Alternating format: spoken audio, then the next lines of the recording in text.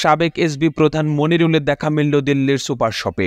দিল্লির সুপার শপে দেখা মিলল পুলিশের সাবেক অতিরিক্ত আইজিপি ও বিশেষ শাখার প্রধান মনিরুল ইসলামের। গতকাল রোববার রাত 9:30টার দিকে প্রবাসী বাংলাদেশি অনুসন্ধানী সাংবাদিক জুলকারনাইন সায়েদ তার ভেরিফাইড ফেসবুকে ছবিসহ এক পোস্টে এই তথ্য জানান। ছাত্র জনতার গণ অভ্যুত্থানে শেখ হাসিনা সরকার পতনের পর তিনি ভারতের রাজধানী দিল্লিতে পালিয়ে গেছেন বলে জানা যায়। এর আগে ভারতের কলকাতার ইকো পার্কে সাবেক স্বরাষ্ট্রমন্ত্রী আসাদুজ্জামান খান কামাল সহ আওয়ামী লীগের বেশ কয়েকজন নেতার দেখা মিলেছে বলে জানা যায়। মনিরুল ইসলামের ছবি দিয়ে তিনি ফেসবুকে পোস্টে লিখেন, পলাতক এসবি প্রধান মনিরুল ইসলামের অবস্থান নিশ্চিত করেছে অত্যন্ত বিশ্বস্ত সূত্র। ভারতের রাজধানী দিল্লির কন্ট প্লেসের একটি গ্রোসারি স্টোরে আজ বিকালে মনিরুল ইসলামকে কিছু নিত্য প্রয়োজনীয় দ্রব্য কেনার সময় ক্যামেরা বন্দী করেন তিনি।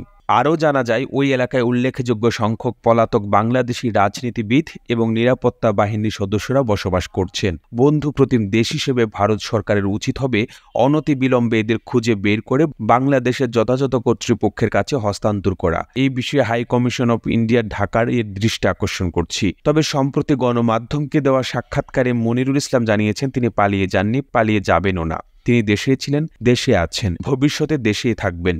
মনিরুল ইসলামের বিরুদ্ধে এখন পর্যন্ত ডিএমপির বিভিন্ন থানায় 12টিরও বেশি হত্যা ও হত্যা চেষ্টার মামলা করা হয়েছে।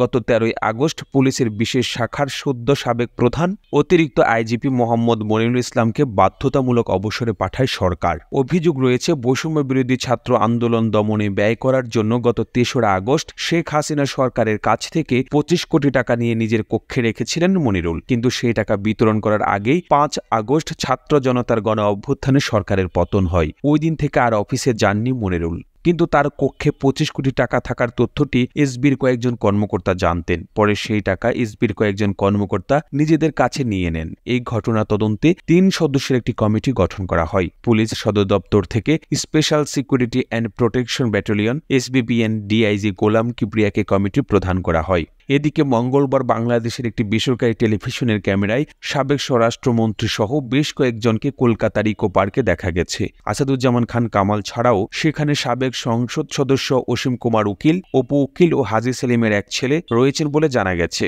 প্রতিবেদনটি ভালো লেগে থাকলে আপনার ফেসবুকের টাইমলাইনে এখনই শেয়ার করুন। একই সঙ্গে বিশ্ব বাংলার ফেসবুক পেজটিকে ফলো করুন ও বিশ্ব বাংলার ইউটিউব চ্যানেলটিকে সাবস্ক্রাইব করুন। আর বাংলাদেশের কোন জেলা থেকে এই ভিডিওটি দেখছেন আমাদের কমেন্ট করে জানান। আমরা পরবর্তী ভিডিওতে আপনাকে ধন্যবাদ জানাতে ভুলব না। আর এতক্ষণ বিশ্ব বাংলার সাথে থাকার জন্য অসংখ্য ধন্যবাদ।